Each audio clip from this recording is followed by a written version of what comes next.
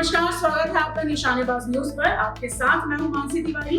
दिल्ली की राजनीति में बड़ा सियासी भूचाल आ गया है। राघव चड्ढा को आम आदमी पार्टी ने राज्यसभा के उप नेता पद से हटा दिया है। इसके बाद चड्ढा ने खुलकर पार्टी नेतृत्व को चुनौती दे दी है। खुद को घायल और घातक बताते हुए उन्होंने कहा, हर आरोप का जवाब दिया जाएगा। आखिर क्या है पूरा मामला, देखिए ये खास रिपोर्ट। आप में अंदरूनी कलह अब खुलकर सामने आ गई है। पार्टी ने राघव चड्ढा को राज्यसभा के डिप्टी लीडर पद से हटाकर उनकी जगह अशोक मित्तल को जिम्मेदारी सौंप दी है। इतना ही नहीं, पार्टी ने राज्यसभा सचिवालय को पत्र लिखकर चड्ढा को पार्टी कोटे से बोलने का समय न देने की भी बात कही। सूत्रों के मुताबिक पार्टी नेतृत्व चड्ढा के रवैये से नाराज था। आरोप है कि उन्होंने कई अहम मुद्दों पर पार्टी लाइन का पालन नहीं किया और कुछ मामलों में चुप्पी साध ली। खासकर अरविंद केजरीवाल और मनीष सिसोदिया से जुड़े मामलों में उनकी गैर मौजूदगी सवालों में रही। नमस्कार साथियों, कल से मेरे खिलाफ एक स्क्रिप्टेड कैंपेन चलाया जा रहा है। सेम भाषा, सेम बातें, सेम आरोप। ये कोई कोइंसिडेंस नहीं है, बल्कि एक कोऑर्डिनेटेड अटैक है। पहले मैंने सोचा कि मुझे इसका जवाब नहीं देना चाहिए, फिर लगा कि कहीं एक झूठ को 100 बार बोला जाए तो कुछ लोग मान ना लें, इसलिए मैंने सोचा कि जवाब दूं। आम आदमी पार्टी ने 3 आरोप लगाते हुए ये कहा कि इन 3 आरोपों की वजह से हम राघव चड्ढा को पार्लियामेंट में बोलने का मौका नहीं देंगे। राघव चड्ढा के पार्लियामेंट में बोलने पर रोक इसलिए लगाई गई क्योंकि उन्होंने ये 3 गलतियां करी। मैं एक एक करके इन तीनों पर आपसे बात करना चाहूंगा। पहला आरोप कि जब ऑपोजिशन पार्लियामेंट से वॉकआउट करता है, सदन से वॉकआउट करता है, तो राघव चड्ढा वहीं बैठे रहते हैं, वो वॉकआउट नहीं करते। ये सरासर झूठ है, सफेद झूठ। मैं चुनौती देता हूं, एक इंस्टेंस, एक दिन ऐसा बताइए जब ऑपोजिशन ने वॉकआउट किया हो और मैंने उनका साथ ना दिया हो, मैं साथ में वॉकआउट नहीं किया हो।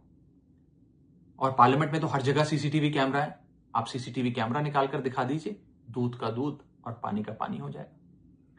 दूसरा आरोप लगाया कि राघव चड्ढा ने चीफ इलेक्शन कमिश्नर के इंपीचमेंट मोशन पर, यानी कि मुख्य चुनाव आयुक्त को हटाने वाली जो याचिका थी, उस पर साइन करने से मना कर दी। दूसरा सफेद झूठ।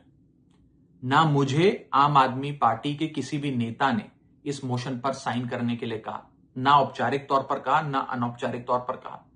और आम आदमी पार्टी के राज्यसभा में कुल 10 सांसद हैं, जिनमें से 6 या 7 सांसदों ने इस मोशन पर खुद ही साइन नहीं किया। तो भला इसमें मेरी क्या गलती? खाली सारा दोष मुझ पर ही क्यों मढ़ा जा रहा है? और इस मोशन के लिए राज्यसभा में कुल 50 सिग्नेचर चाहिए होते हैं, यानी कि 105 विपक्षी सांसदों में से मात्र 50 सिग्नेचर से ये याचिका पूरी हो जाती। तो इतना शोर क्यों? और तीसरा आरोप जो मुझ पर लगाया गया वो ये था कि राघव चड्ढा डर गए हैं और इसलिए वो बेकार मुद्दे उठाते हैं। पहली बात मैं बता दूं कि मैं पार्लियामेंट में शोर मचाने, चीखने, चिल्लाने, माइक तोड़ने या गाली देने नहीं गया। मैं वहां पर जनता के मुद्दे उठाने गया हूं, लोगों की बात करने गया हूं। और मैंने कौन सा मुद्दा नहीं उठाया?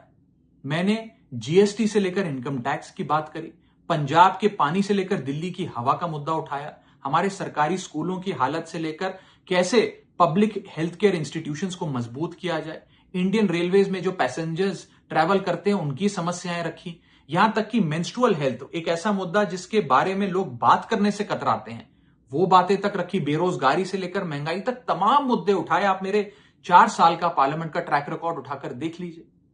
और मैं पार्लियामेंट में इंपैक्ट क्रिएट करने गया हूं, मैं पार्लियामेंट में रकस क्रिएट करने नहीं गया।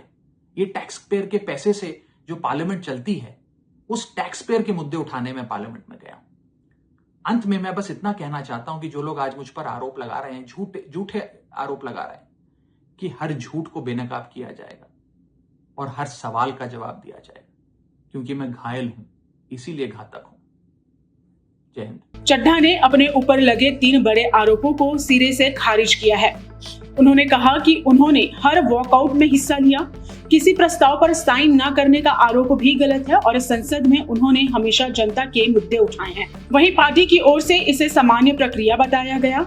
नए डिप्टी लीडर अशोक मित्तल ने कहा कि पार्टी में सभी को बोलने का मौका मिलता है और भविष्य में चड्ढा को भी मौका दिया जाएगा। इस पूरे विवाद पर भारतीय जनता पार्टी ने भी हमला बोला। बीजेपी नेताओं ने इसे अरविंद केजरीवाल की नेतृत्व शैली पर सवाल बताते हुए कहा कि पार्टी अपने ही नेताओं का अपमान कर रही है। राघव चड्ढा आपके सबसे युवा और प्रमुख चेहरों में रहे हैं। 2022 में वे पंजाब से राज्यसभा सांसद बने और जल्द ही पार्टी के प्रमुख नेताओं में शामिल हो गए, लेकिन अब पार्टी से उनकी दूरी साफ नजर आ रही है। तो क्या आम आदमी पार्टी में बड़ा राजनीतिक विभाजन होने वाला है? क्या राघव चड्ढा नई राह चुनेंगे या फिर पार्टी में ही सुलह होगी? फिलहाल ये सवाल बने हुए हैं, लेकिन इतना तय है कि आपकी अंदरूनी खींचतान अब खुलकर सामने आ चुकी है। देश और दुनिया की तमाम खबरों को जानने के लिए बने रहें निशानेबाज के साथ। नमस्कार।